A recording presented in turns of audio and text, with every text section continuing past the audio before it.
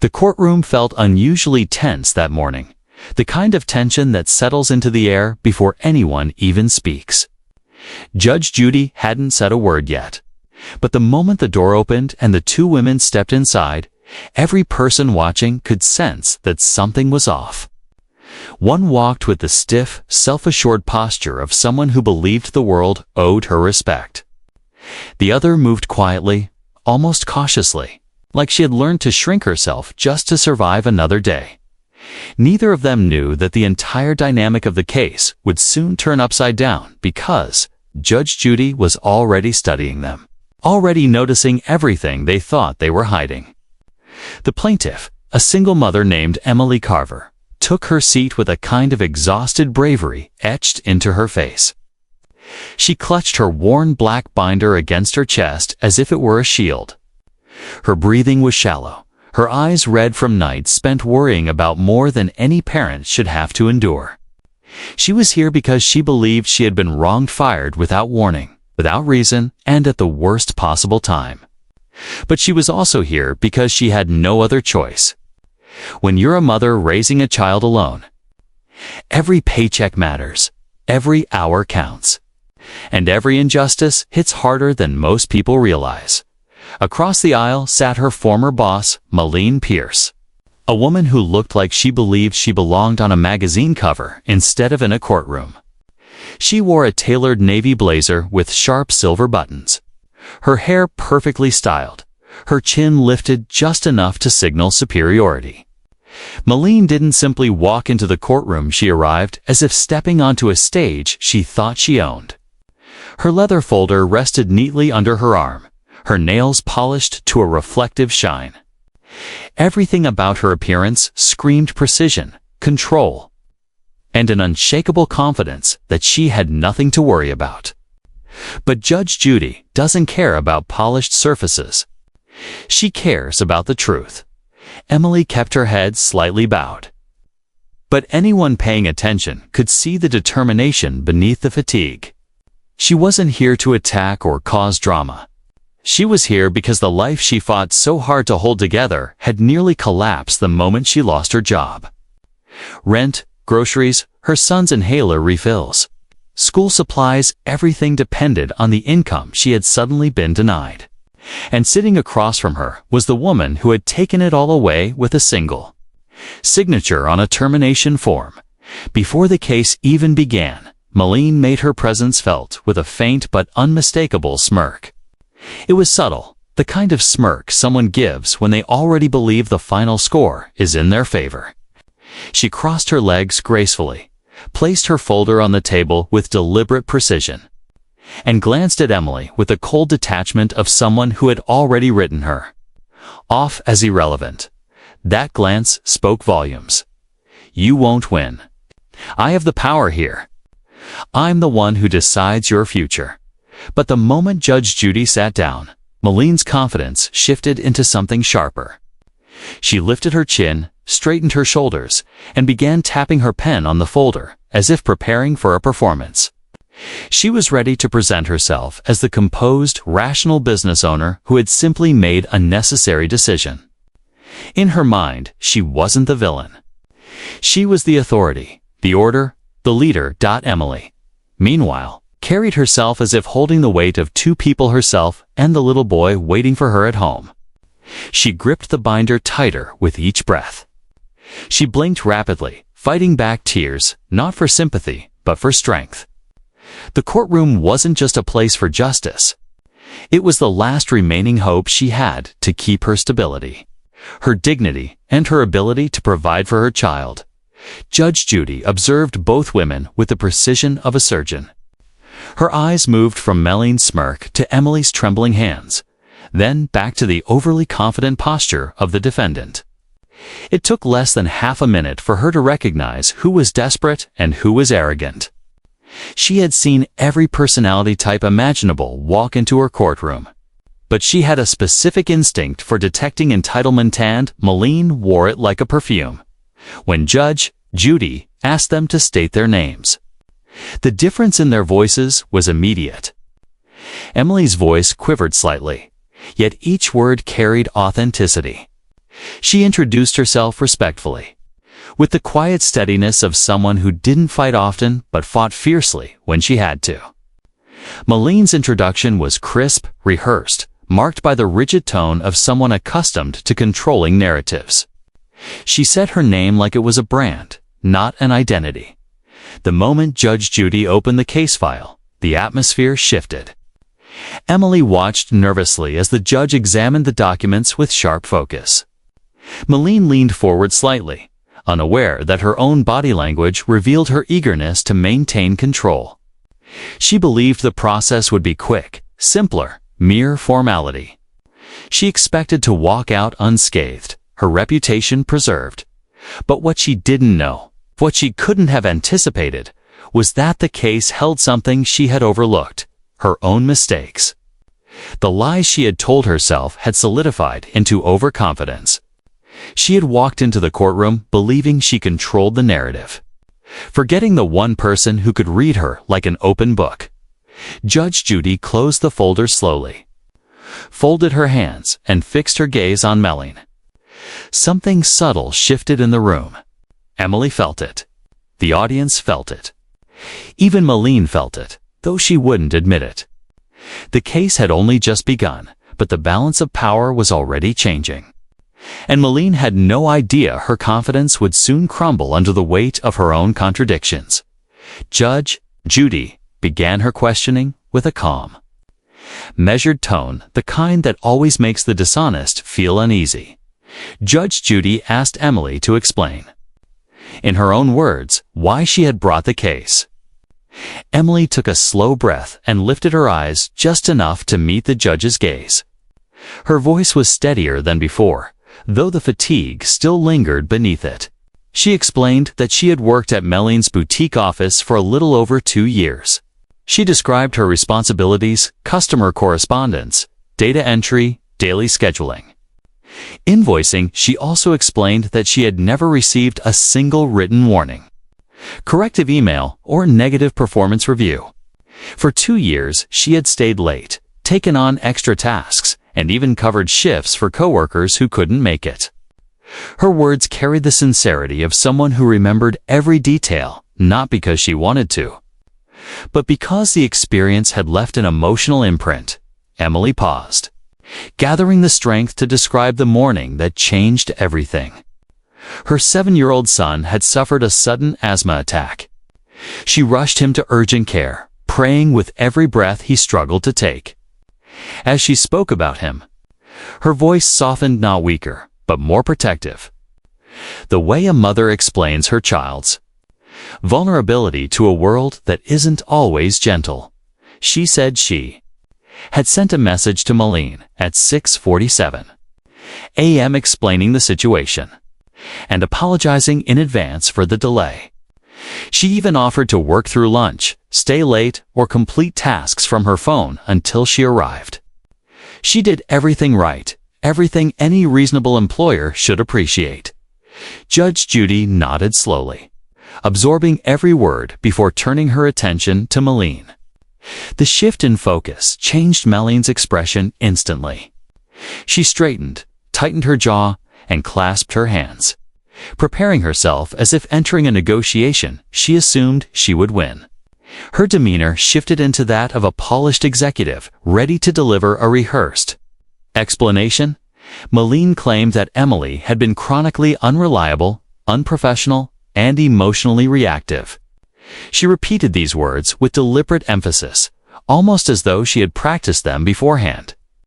She insisted that firing Emily had been necessary to protect the office environment. Her tone was meant to sound objective, but instead came across as cold, dismissive, and oddly disconnected from reality. Judge Judy listened without interrupting, her face unreadable. Maline continued, insisting that Emily had been late multiple times, though she hesitated when asked for specific dates. She spoke vaguely, avoiding concrete details, circling back to phrases like overall performance and poor attitude. She tried to place the blame on Emily, painting herself as a reasonable employer, simply upholding standards. But everything about Maline's explanation felt too polished. Too conveniently vague, devoid of the concrete evidence that truthful people naturally offer. What she didn't realize was that Judge Judy had already begun noticing the cracks. Emily sat quietly as Malene spoke, her fingers interlaced, her thumbs trembling slightly. She didn't interrupt. She didn't roll her eyes. She didn't react. She simply waited for the moment she could finally share the truth that had been overshadowed for far too long. When Judge Judy asked whether Malene had replied to the message Emily sent the morning of the emergency, Malene hesitated just for a second. Just long enough for the truth to slip through the thin veneer she had constructed around her version of events.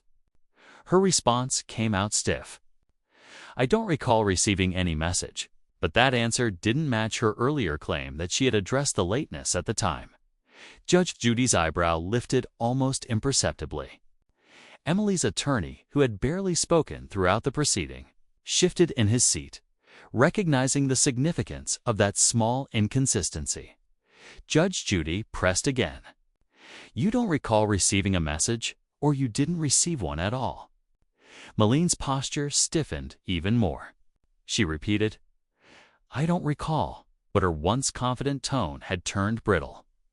Emily opened her binder gently and slid forward a printed copy of the printed copy of the message, thread time-stamped and clearly shown as read.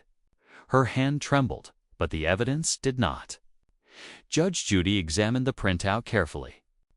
Her silence echoed through the room, heavy enough to settle over everyone, especially Malene, whose breathing had grown shallow. Then came a question that sounded simple, but had the power to unravel an entire false narrative. If this employee was allegedly late multiple times, where are the written warnings? Where are the emails? Where are the notes? Where is any record of progressive discipline? Malene shifted, tilting her chin upward as if bracing to deflect again, but her voice cracked slightly when she answered. We handled issues verbally. I don't believe in formal documentation for minor incidents. Judge Judy didn't blink. You believe in firing someone. That's not minor. Malene's lips tightened. Emily watched quietly, her eyes wide not out of triumph, but out of disbelief that the truth was finally being recognized. She had expected nothing more than fairness. She wasn't seeking sympathy. She simply wanted someone to see what had genuinely happened. Judge Judy continued with her questioning, her tone starkly neutral. She asked about Emily's work history, her performance, her dedication. Emily responded with humble clarity, speaking not like someone trying to win a case, but like someone who had lived every word she described. Then Judge Judy returned to the timeline: Emily's lateness, the emergency, the message, and the termination that followed the very next day. And then she asked the question that made Malene's confidence falter for the first time. Why was Emily fired the day before her quarterly bonus was supposed to be paid? The air thickened instantly. Malene blinked. Emily held her breath. The room went still. Judge Judy wasn't just probing anymore. She was pulling something apart, and Melly knew it. She simply wasn't ready to acknowledge it. The moment the bonus was mentioned, the atmosphere shifted from tense to explosive, not through noise, but through silence. A heavy, pointed silence wrapped around Melly like a tightening rope. She swallowed, her throat moving sharply. And for the first time since entering the courtroom, she looked genuinely unsettled. Emily didn't move. She didn't blink. She knew exactly how important that question was. She had known it every day since the termination, every day she checked her account expecting the bonus she had earned. And every day, it wasn't there. It wasn't just money. It represented months of extra hours. Proof of her hard work. A cushion she had depended on to keep her household stable. And it had been taken from her the moment her boss decided she was expendable. Malene cleared her throat. The timing was coincidental, she said, but the confidence she once carried had thinned into something fragile. The decision was made earlier. It had nothing to do with her bonus. Judge Judy leaned back slightly and fixed her with the kind of stare that never bodes well for the person receiving it. Coincidental, she repeated, each syllable sharp, like a stone skipping across water before sinking. So you expect me to believe that after 2 years of employment, with no written warnings, no documented performance issues, and during the exact week your employee's bonus is due, you suddenly decide she's no longer fit to work for you? Maline's jaw tightened. I had concerns about her professionalism, Maline said. Concerns you never wrote down, Judge Judy shot back. Concerns you never emailed. Concerns you never recorded. Yet concerns serious enough to immediately strip her of her income. Maline opened her mouth, but nothing came out. Emily glanced at the printouts on the table in front of her. She didn't feel triumph. She didn't feel vindicated. She felt the same crushing heaviness she had carried for weeks, the heaviness of being powerless, of watching her life unravel, and she hoped desperately that someone would finally understand. How much damage had been done? Judge Judy turned her attention back to the message thread, tapping the page lightly with her finger. You read this message, she said, tapping once. You saw the emergency. Tap. You chose not to respond. Tap. And instead of acknowledging a medical crisis involving her child, you fired her the next day. Maline shifted in her seat. Her polished nails clicked faintly as she intertwined her fingers too tightly. I didn't know the severity, she said weakly. That's because you didn't ask, Judge Judy snapped. You didn't ask because you didn't care. And you didn't care because you had already decided to get rid of her. The words landed heavy in the room. Emily felt her breath catch not in shock, but in relief. A deep, aching relief, for the first time. Someone was speaking aloud the very thing she had replayed in her mind night after night. Long after her son had fallen asleep, Maline tried to recover. She straightened, adjusted her blazer, lifted her chin. I run a business, she began. I need employees who can prioritize their responsibilities. I can't allow Judge Judy cut her off sharply. You can't allow what? A mother to care for her child during a medical emergency. Maline froze. The judge's voice grew firmer, each word precise and unwavering. Let me tell you something, Miss Pierce. You don't get to punish someone for being a parent. You don't get to retaliate because an employee needed one single morning to attend to a sick child. And you certainly don't get to hide behind vague accusations of unprofessionalism when the only unprofessional behavior I'm seeing is yours. Emily's eyes burned. She clasped her hands together, pressing her thumbs into each other to keep from crying. She didn't want pity. She wanted fairness. She wanted acknowledgement. She wanted reassurance. That the world wasn't as cruel as it had felt. The day she walked out of Maline's office with a cardboard box and shaking legs. Judge Judy flipped through the employers, mitted, documents, policy sheets, employment agreements, time logs, and then set them down abruptly. There is nothing in here, she said, tapping the thin stack with frustration that supports your claims.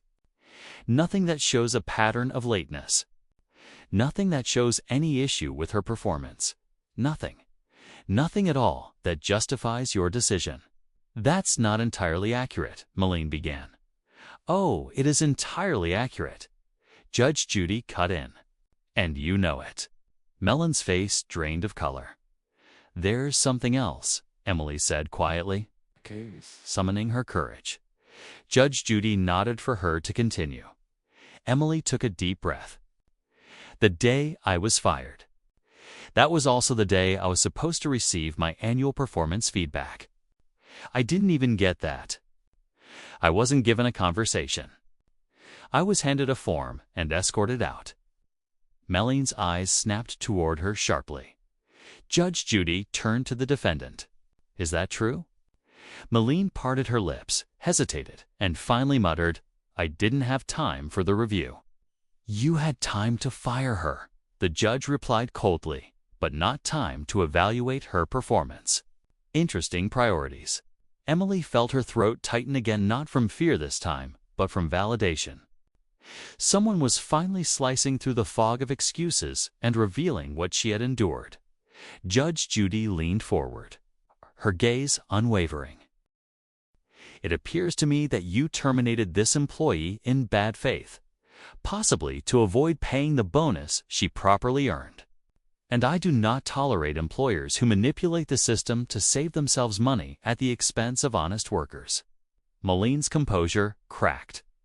She looked away, her eyes darting across the room as if searching for an escape that didn't exist. Judge Judy wasn't finished. She never is when injustice is still hanging in the air. She allowed the silence to stretch long enough for the weight of her words to settle on Mellon's shoulders like a lead coat she could no longer shrug off. The defendant's confidence, once so polished and impenetrable, now looked fractured and uneven.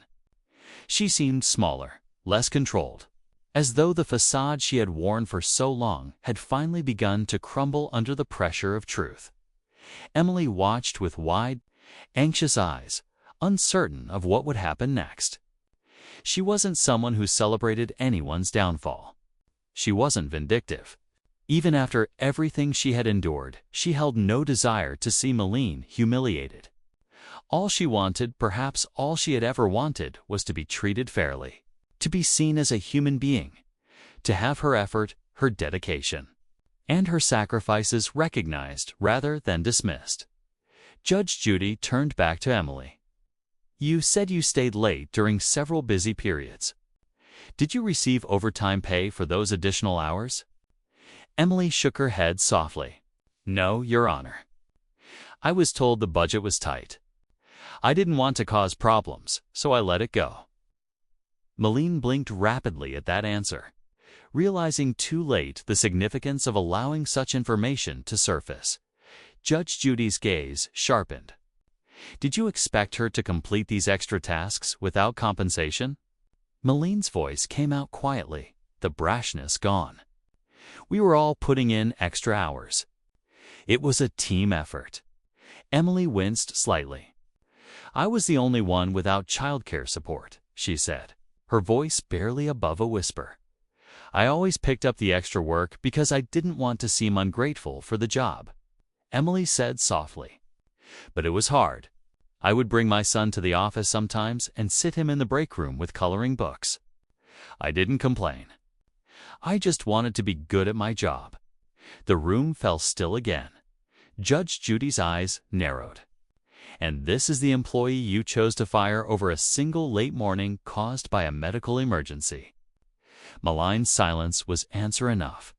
"Let's be very clear," Judge Judy continued. "Retaliation against an employee for dealing with a child's health crisis is not only morally reprehensible, it is legally questionable. And firing her the day before her bonus was due raises a red flag that could be seen from space." Maline's hands twisted together, her fingers lacing and unlacing, as if searching for a rhythm that might calm her. But there was no calming what came next.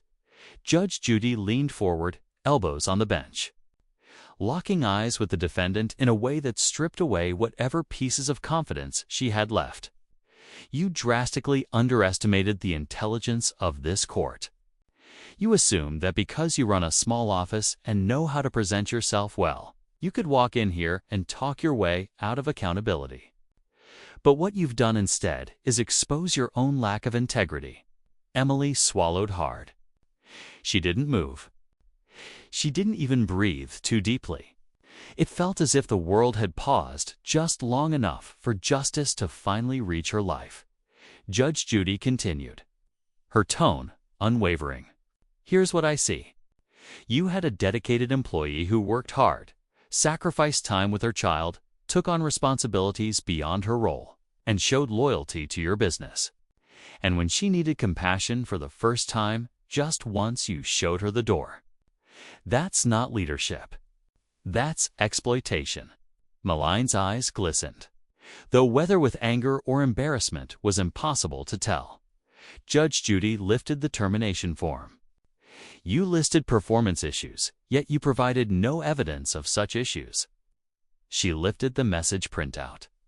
She notified you of a medical emergency. You chose not to acknowledge it. She lifted the pay stub summary. Her bonus was due within 24 hours of her firing. Finally, she set everything aside and folded her hands. Nothing about this adds up unless I consider the possibility that you fired her intentionally to avoid paying her what she was owed. Melline inhaled sharply. That's not it is, Judge Judy snapped.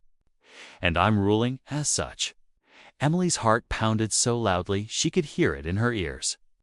She pressed a hand to her chest not to steady herself, but to reassure herself that this moment was real, that she wasn't dreaming, that someone was finally fighting for her instead of against her. Judge Judy straightened. Here is my judgment. You will pay the plaintiff her full bonus amount, her missed overtime compensation, and additional damages for wrongful termination. Maline's jaw dropped. She blinked several times, as if trying to process the extent of the ruling. Her lips parted, but for once she had no argument, no spin, no deflection. Her silence said everything. Emily lifted a trembling hand to her mouth, shock written across her face. Tears gathered in her eyes, not the tears of fear or panic she had carried for weeks, but the kind that come when someone finally feels protected after waiting far too long for anyone to stand up for them. Judge Judy looked at her gently. You deserved better, she said, and today you're going to get it. The words struck Emily with such force that she had to look down, letting the relief wash over her like warm sunlight she hadn't felt in months. She whispered a soft, grateful thank you. Your Honor, barely audible, but filled with emotion. Meanwhile, Melline sat frozen. Her composure had dissolved into a stiff, pale stillness. She didn't smirk. She didn't posture. She didn't defend herself. She simply stared ahead as though replaying every decision that had brought her to this moment, the moment when her arrogance collided with accountability. Judge Judy dismissed the case with a final nod, her expression firm and unwavering. Emily gathered her binder, her hands still trembling, but her spirit lighter than it had been in a very long time. She stood, exhaled deeply, and walked toward the exit, not defeated this time, but restored, and as Melline remained seated, absorbing the consequences she had spent weeks denying, one truth became unmistakably clear. Power may shield you for a time. Appearance may impress for a moment. But when entitlement meets truth in Judge Judy's courtroom, the truth always wins.